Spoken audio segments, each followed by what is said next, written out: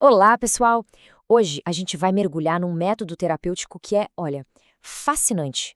Ele busca entender as histórias que ficam escondidas nas famílias, sabe? E como essas histórias podem aparecer no nosso corpo na forma de doenças crônicas.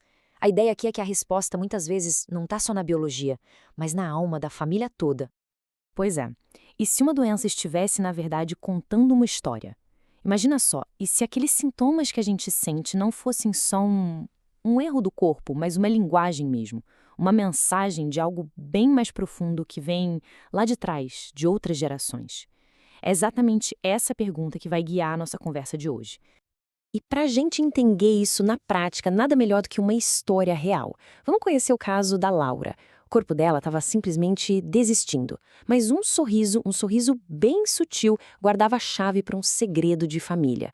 Foi por causa desse detalhe, quase nada, que uma conexão poderosa e invisível começou a aparecer. Então vamos lá. A história oculta de um corpo. É impressionante como a jornada da Laura mostra isso, sabe? Como o nosso corpo pode guardar verdades que a nossa mente, às vezes por proteção ou por pura dor mesmo, escolhe deixar de lado. Então, para a gente ter uma ideia, a Laura tinha 60 anos. E ela sofria com uma doença autoimune degenerativa, um lúpus, que já estava afetando o cérebro. O corpo dela estava muito, muito frágil. Ela mal conseguia andar, sabe? Se arrastava. Para fazer as coisas mais simples do dia a dia, ela precisava de ajuda o tempo todo. A situação era realmente desanimadora. Mas aí aconteceu uma coisa curiosa. Quando a Laura foi falar da doença dela, ela disse tem o lúpus eritematoso sistêmico e deu um sorriso. Um sorriso bem discreto, quase invisível. Para quem estava de fora, poderia não ser nada, mas para o terapeuta, aquilo foi um sinal. Claro que não era um sorriso de felicidade, né? Era um sinal inconsciente, um sinal de que, de algum jeito, aquela doença a conectava a alguma coisa ou a alguém.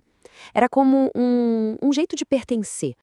E é esse sorriso misterioso que nos leva direto para a teoria de Stefan Hausner. Para ele, a doença é, na verdade, uma mensagem. E para a gente decifrar essa mensagem, a gente precisa entender o trabalho dele. Basicamente, o Hausner pegou os princípios das constelações familiares, do Bert Hellinger, e aplicou especificamente para questões de saúde, para entender como as dinâmicas da família aparecem no corpo.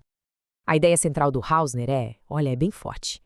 Ele sugere que a doença não é só um erro biológico, sabe, um azar, mas sim uma mensagem simbólica que vem do sistema familiar inteiro. É como se o corpo estivesse tentando comunicar algo que o sistema familiar precisa ver, precisa resolver. E isso nos leva para um conceito que é, uau, fundamental aqui, a lealdade invisível. O que é isso? Pensa assim, é como se a gente tivesse um vínculo inconsciente com o destino, com a dor, ou até com a exclusão de alguém da nossa família, muitas vezes lá de trás, um ancestral.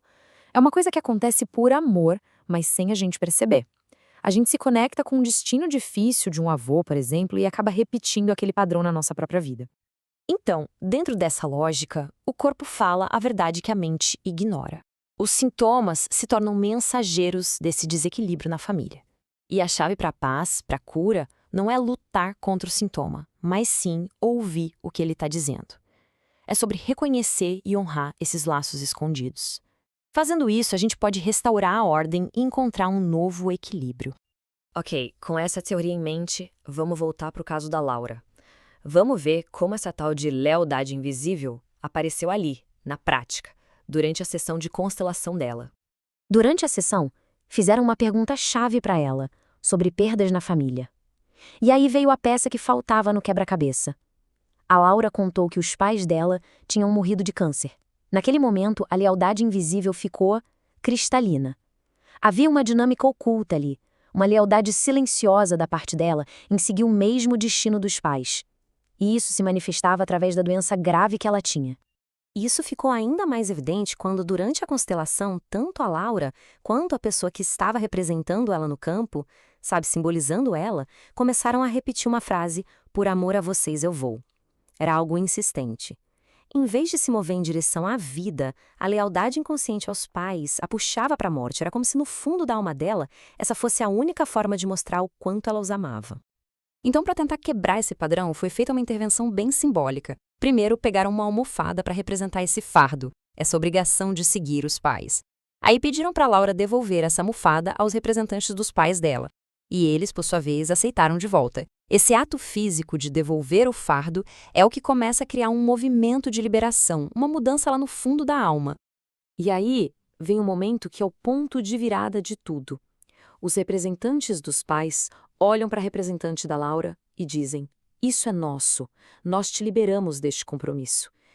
É muito forte, porque ali, simbolicamente, eles estão pegando o destino deles de volta e, o mais importante de tudo, estão dando a Laura a permissão para viver, liberando ela daquele compromisso que ela nem sabia que tinha assumido.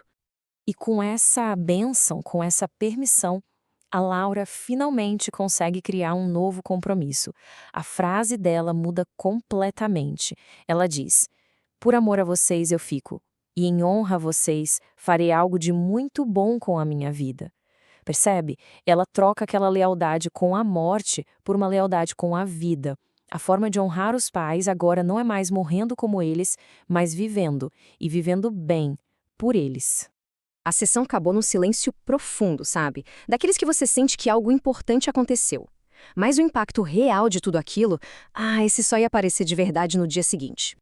E quando a manhã seguinte chegou, tudo, absolutamente tudo, estava diferente. Não foi uma coisinha sutil que demorou para aparecer, não. Aconteceu da noite pro dia e deixou todo mundo que estava com ela de queixo caído. A própria Laura contou, e essa frase é de arrepiar. Foi a primeira noite, em anos, que eu dormi sem dor. Anos! No dia seguinte, ela apareceu no restaurante do hotel caminhando quase que normalmente, com outra expressão no rosto. A paz que ela encontrou na alma finalmente encontrou um eco no corpo dela. O caso da Laura é um exemplo muito poderoso, né? Ele mostra um caminho de cura que une corpo e alma e aponta para uma ideia muito maior sobre como a gente pode encontrar o bem-estar. E a grande lição é essa: quando a alma encontra a paz, o corpo pode encontrar ressonância. A ideia é que, ao resolver esses nós da alma, sabe? Os conflitos, as lealdades invisíveis da nossa família, a gente cria um ambiente interno para que o corpo também possa se reorganizar e encontrar o seu próprio caminho de volta para equilíbrio. E é legal saber que essa abordagem não precisa andar sozinha. Ela pode ser combinada com outras ferramentas. No caso da Laura, por exemplo, ainda tinha um sintoma na perna dela que não tinha melhorado. E aí usaram uma técnica de PNL, que é a Programação Neurolinguística, para ajudar a resolver isso. A fonte que a gente usou também cita outras ferramentas, como os bastões de plasma, que são usados para acessar simbolicamente as memórias do sistema familiar. Isso mostra que o método é bem flexível. E para fechar, fica uma reflexão, né? A história da Laura convida a gente a olhar para dentro, a se perguntar: que lealdades que nunca foram ditas podem estar aí, moldando as nossas vidas? Que histórias, que dores, que destinos dos nossos antepassados a gente talvez esteja honrando sem nem saber? Pensar nisso, bom, a resposta pode ser a chave para uma transformação bem profunda.